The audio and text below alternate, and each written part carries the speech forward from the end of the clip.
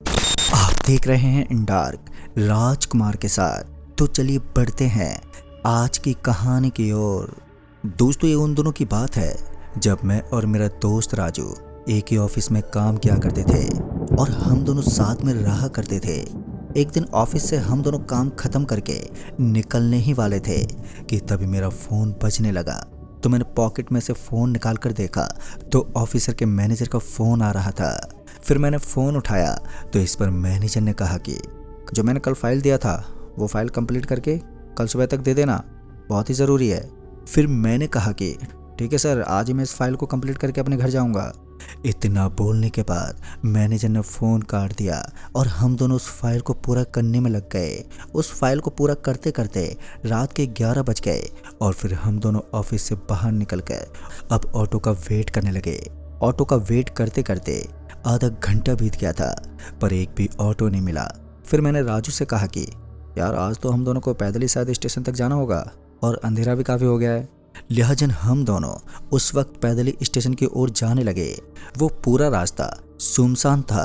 हम दोनों पैदल अभी जा ही रहे थे कि तभी मुझे एक ऑटो आता हुआ दिखाई दिया तो मैंने उस ऑटो को हाथ दिया।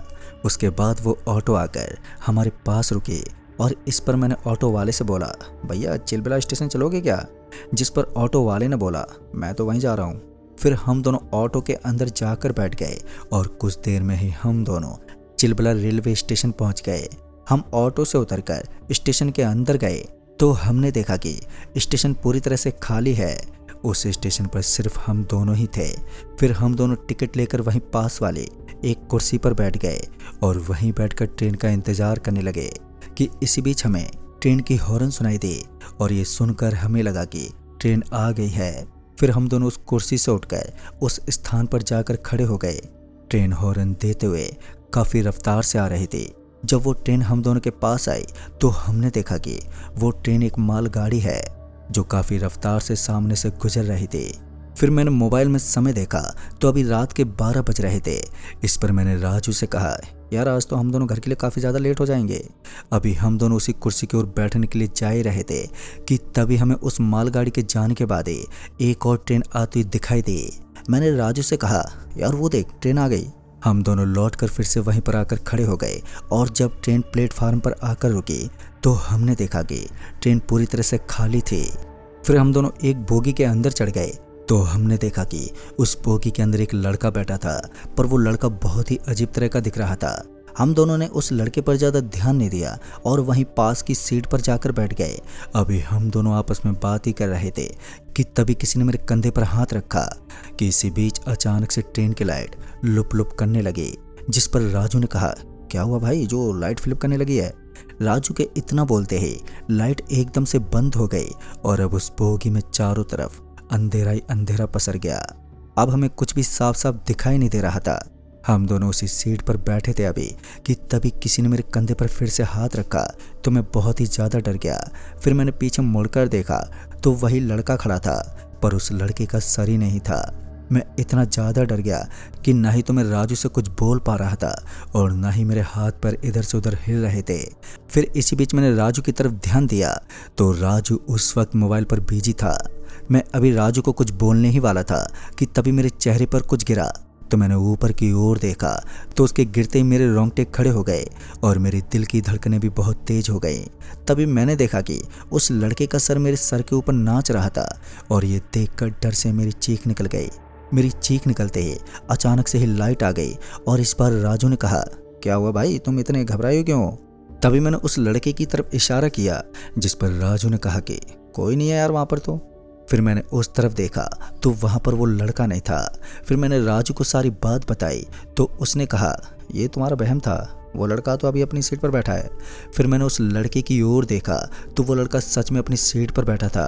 अब मुझे ये समझ में नहीं आ रहा था कि मैंने जो अभी अभी देखा था क्या वो मेरा कोई सपना था या फिर कोई हकीकत। जिस पर राजू ने कहा कि घबराओ मत, शांत हो जाओ। अभी राजू मुझे शांति कर रहा था कि तभी ट्रेन किसी स्टेशन पर जाकर रुकी। स्टेशन पर रुकने के बाद वो लड़का ट्रेन से नीचे उतरने लगा। उसे नीचे उतरता हुआ देखकर मेरी जान में जान आई। अब उस लड़के को देखने के लिए मैं खिड़की वाली सीट पर जाकर बैठ गया और राजू वहां से हटकर मेरी सीट पर जाकर बैठ गया। तो मैं उस लड़के की ओर देख ही रहा था कि तभी वो लड़का स्टेशन की ओर जाने लगा। तभी मेरी नज़र एक लड़की पर गई।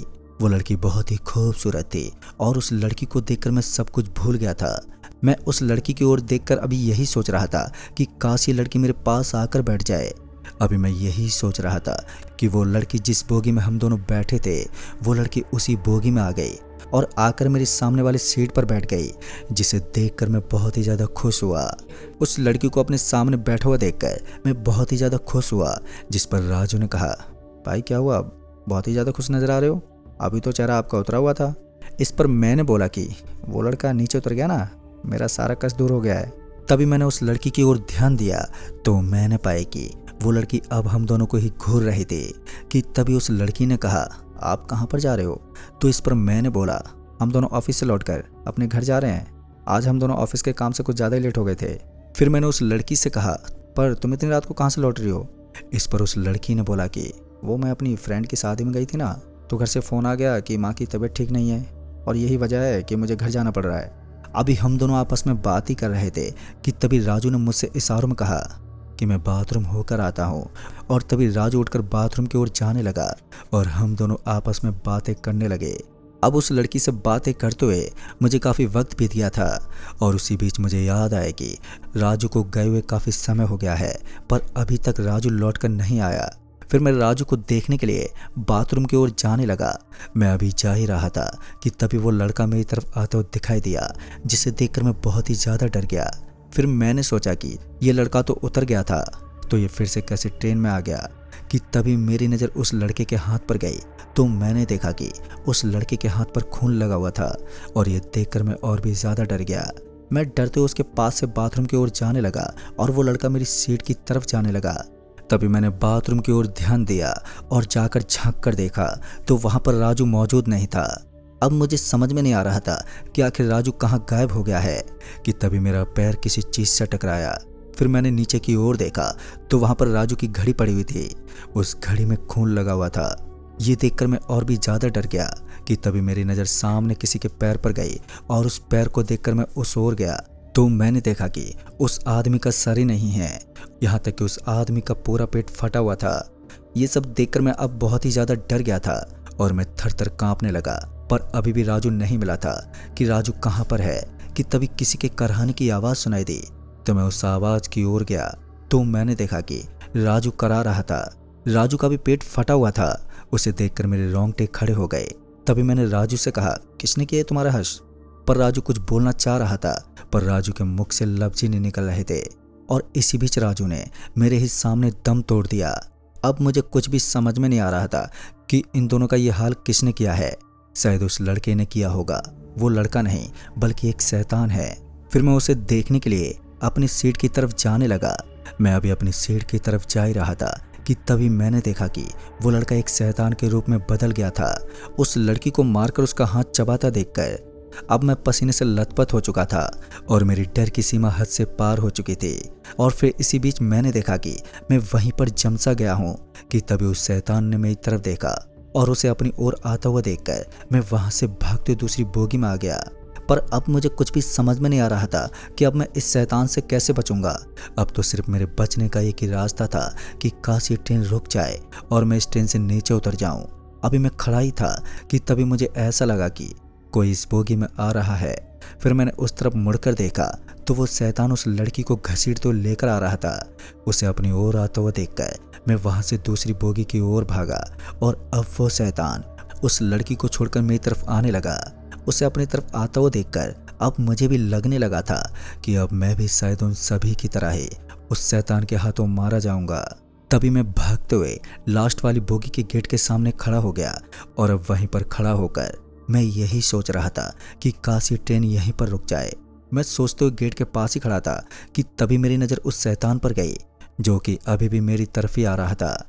फिर इसी बीच मैंने भगवान को मन ही मन याद किया और मन में भगवान से ये कामना कर रहा था कि हे भगवान कि ट्रेन रुक जाए।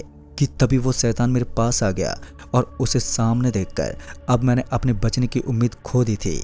जैसे वो मेरे पास आया तो वैसी ट्रेन किसी स्टेशन पर रुक गई कि तभी उस शैतान ने मेरा गला पकड़ लिया और मैं उस शैतान से अपना गला छुड़ाकर वहाँ से ट्रेन से नीचे उतरकर भागते हुए स्टेशन से बाहर आ गया। इसी बीच मैंने भागते हुए पीछे की तरफ पलटकर देखा तो अब वो शैतान मुझे कहीं भी दिखाई नहीं दे रहा था और उस शैतान को अपने पीछे ना पाकर मेरी जान में जान आई। पर स्टेशन के बाहर कोई भी दिखाई नहीं दे रहा था और अभी रात के 2 बज रहे थे। अभी मैं वहीं खड़ा होकर यही सोच रहा था कि मैं यहाँ से कैसे जाऊँगा कि तभी मुझे एक अजीब तरह की आवाज़ आई, जिसे सुनकर मैं पीछे की ओर पलटा तो उसे देखकर मेरे होश उड़ गए। अब उस शैतान के साथ राजू और वो लड़की और वही आदमी था जिसे मैंने ट्रेन में देखा था। पर वो सभी बहुत ही भयानक दिख रहे थे।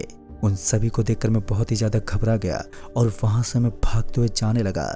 मैं भागते हुए अभी जा ही रहा था कि तभी एक कार ने मुझे टक्कर मार दी और इसी बीच मेरी आंखों के सामने अब अंधेरा छा गया। और फिर जब मेरी आंख खुली तो मैं हॉस्पिटल में था। मैंने डॉक्टर से पूछा कि मैं यहाँ पर कैसे आया तो डॉक्टर ने इशारा करते हुए पुलिस की तरफ देखने को कहा कि यही आपको यहाँ पर लेकर आए हैं। इस पर उस पुलिस वाले ने बोला, क्यों भागते हुए आ रहे थे? तो मैंने उन्हें सारी बात बताई पर उन्हें मेरी बात पर यकीन नहीं हुआ। पर वो पुलिस मेरे लिए भगवान का अवतार थी, जिस वजह से मैं जिंदा बच गया। नहीं तो उस रात मेरे साथ क्या होता इसका मुझे अंदाजा तक नहीं था। तो दोस्तों, इस कहानी में बस इतना ही। कहानी आपको पसंद आई हो तो वीडियो को लाइक शेयर जरूर कर दें और साथ ही हमें नीचे कमेंट बॉक्स में ज़रूर बताएं। तो मैं आपका दोस्त राजकुमार जल्द ही मिलूंगा ऐसी एक और नई कहानी के साथ। तब तक के लिए बाय एंड टेक केयर।